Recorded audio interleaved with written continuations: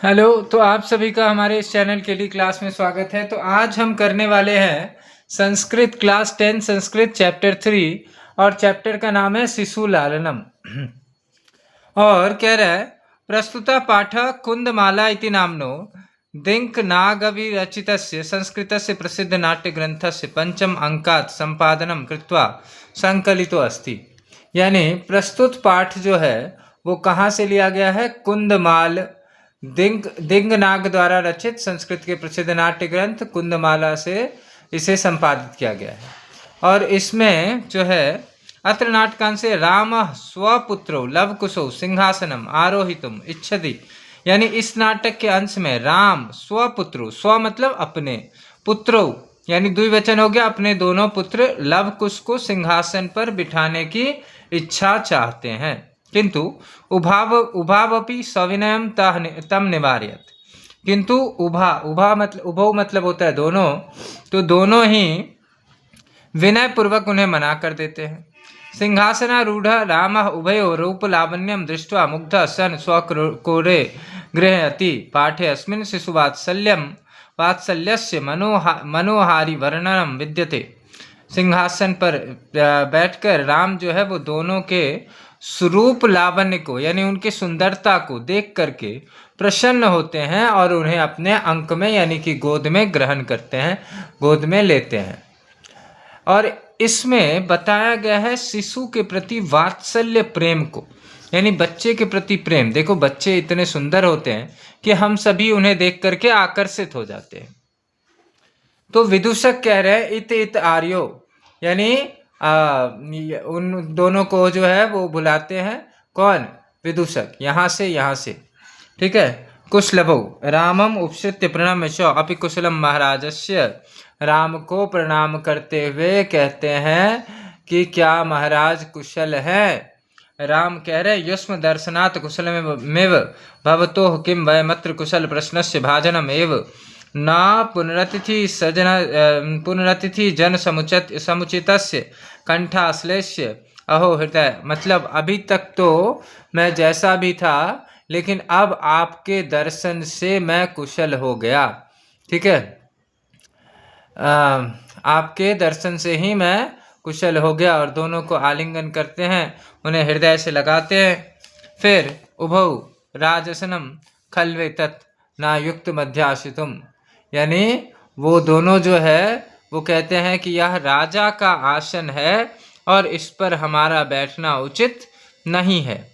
रामः स्वव्यवधानम ना चरित्र लोपाय तस्माद अंक व्यवहित मध्यस्थता सिंहासनम।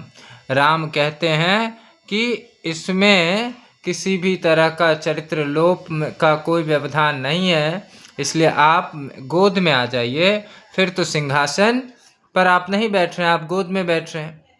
दोनों मना करते हैं। अनिच्छाम नाट्यतः राजन अलमति दाक्षिण्यन, यानी इसमें अत्यधिक कुशलता ना करे। रामा अलम अति शालीनतया, यानी अत्यधिक शालीनता बस करो। ठीक है। भवती शिशु जनो वयोनुरोधाद गुणमहतामपि लालनीय एव व्रजति हिम करोपि बाल भावात पशुपति मस्तक के तक छद्दत्वम। यानी कहते हैं कि अत्यधिक गुणी लोगों के लिए भी छोटी उम्र के कारण जो है वो बालक लालनीय होता है, प्यारा होता है। जैसे सिंह के आसन पर विराजमान, यानी जैसे चंद्रमा बाल भाव के कारण ही शिव जी के मस्तक पर केतकी पुष्पों से निर्मित आभूषणों के प्रति सुशोभित है। ठीक है। राम एस भवतो सौंदर्यावलोक जनितेन कौतूहलेन पृच्छामि क्षत्रिय कुल पितामहो सूर्यचंद्रयो को व भरत वंशयो करता। मतलब आप कौन से, उनके दोनों की सुंदरता को अवलोक करते हुए देख करके कौतूहल पूर्वक पूछते हैं कि आप कौन से वंश से हैं, क्षत्रिय कुल से हैं या सूर्य चंद्रमा से हैं या भरतवंशी हैं, आप कौन से वंश से हैं आप दोनों? तो लव कह रहा है भगवान सहस्त्र दिदिति, यानी सहस्त्र दिदिति किसे कहा गया है? सूर्य को, यानी सूर्य के से हूँ। ठीक है। फिर कह रहा है लव विदूषक किं द्वयोरप्येकमेव प्रतिवचनम। राम कथम अस्मत् समानाभिजनो संवृतो, यानी कैसे आप जो है वो हमारे ही समान कैसे कुल में उत्पन्न हुए, मतलब हमारे समान ही। ठीक है। विदूषक किम द्वयोरप्येकमेव प्रतिवचनम, यानी क्या आप दोनों का उत्तर एक ही है। लव भ्रातर आवाव्याम सौदर्यो, यानी हम दोनों क्या हैं, सगे भाई हैं। राम समरूपा शरीर सन्निवेश वयसस्तु न किंचित अंतरम, यानी आप दोनों की शरीर की बनावट हर चीज जो है वो सेम है, बिल्कुल भी अंतर नहीं है। लव आवाम यमलो, लव कह रहा है कि हम दोनों जुर्मा हैं। राम संप्रति युज्यते किम नाम ध्येयम, यानी आपका क्या नाम है।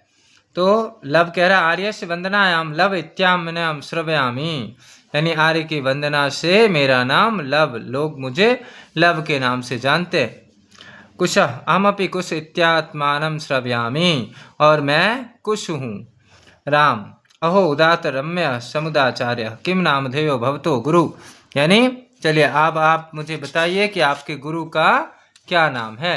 लव कह रहा है ननु भगवान वाल्मीकि, भगवान वाल्मीकि। राम केन संबंधेन, यानी गुरु से क्या संबंध, किस संबंध से गुरु है। लव उपनयनोपदेशेन, उपनयन उपदेश से। राम अहमत्र भवतो जनक नाम तो वेदितुम इच्छामि, मैं आपके जनक का नाम जानना चाहता हूँ। लव ना ही जानाम्याम नामधेयम, मैं नहीं जानता हूँ उनका नाम। ना कश्चिद अस्मिन् तपोवने तस्य नाम व्यवहरति, और ना ही हमारे तपोवन में उनके नाम लिया जाता है। राम अहो महात्म्यम कुश जानाम्यहम तस्य नामधेयम, मैं उनका नाम जानता हूँ, मैं उनका नाम जानता हूँ।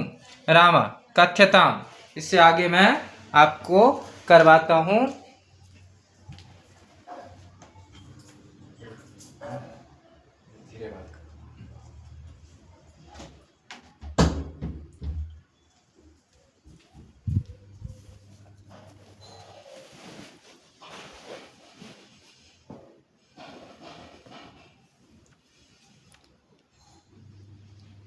ठीक है।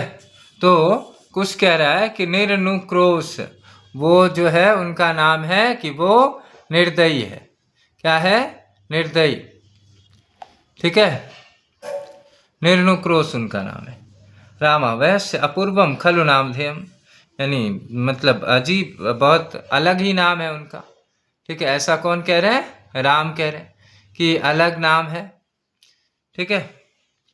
विदुषका विचिंत, सोचने लगते हैं और फिर पूछते हैं निर्नुक्रोश, मतलब निर्नुक्रोश का क्या अर्थ है यहाँ पे।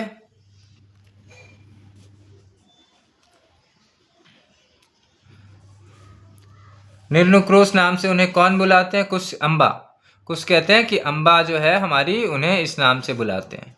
विदुषका किम कुपिता एभ्यनति, क्या अम्बा जो है यानी मम्मी जो है वो गुस्से में उन्हें कहती है। कुशा यद्या वयो बल भाव जनितम किंचित विनयम पश्यति तदा एवं अधिपति निर्णुक्रोशस्य पुत्रो माँ चापलम इति, यानी कुछ कह रहा है कि यदि हम दोनों के बाल भाव के कारण कभी गुस्सा हो जाती हैं तो वो कहते हैं निर्दयी के पुत्रों चंचलता मत करो। ना चापलम, चापलम मतलब चंचलता, और ये कहकर डांटती है। विदूषक इतयो यादि पुत्र पितुः निर्नुक्रोशो इति नामधेयम् एतयो जननी तेवां मानिता निर्वासिता एतेन वचनेन दारको निभर्ष्यति, यानी यदि इन दोनों के पिता का नाम निर्दयी है तो इनकी माता पिता के द्वारा अपमानित होकर निर्वासित हुई होगी, इसलिए ऐसे वचनों से इन दोनों को डांटती है। राम दिंग मामेव भूतम सा तपस्विनी मत्कृतेनापराधेन स्वापत्यमेवं मन्यो गर्भय रक्षय निर्भत्स्यति। राम कह रहे हैं इस प्रकार मुझे धिक्कार है, वह तपस्विनी मेरे किए अपराध से अपनी संतान को ऐसे क्रोध भरे वचनों से धमकाती है। अश्रुपूर्ण नेत्रों से वो देखने लगते हैं। राम एक लंबी सांस लेते हैं। कुतूहलेन आविष्टो मातरम मन मनयो नान मातो वेदुतिम इच्छामि न युक्तम च स्त्री गतम अनुयोक्तुम विशेषस तपोवने न तत् कोत्राभ्युपाय।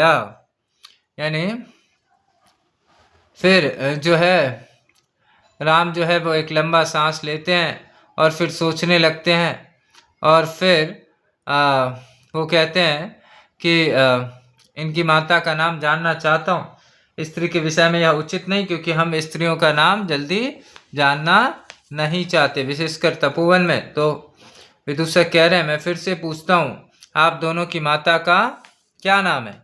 हम पुनः पृच्छामि किम नामधेयम युवयोर जननी।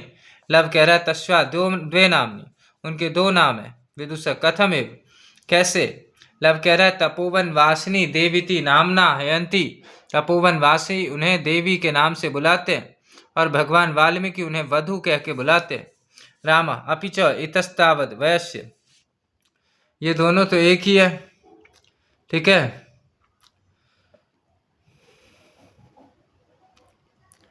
अपि च विदूषक आज्ञापयतु भवान। विदूषक कहते हैं कि आप आज्ञा दें राम। अपि कुमार योर अस्माकं च सर्वथा समरूप कुटुंब वृत्तांतः। यानी इन दोनों कुमारों का और हमारे परिवार का वृत्तांत जो है वो समरूप है। समरूप मतलब एक जैसा, ठीक है। उभौ यति वेला संजाता रामायण गानस्य नियोग किमर्थम न विधीयते। यानी रामायण गान का कार्य होना चाहिए, ऐसा राम का मानना है।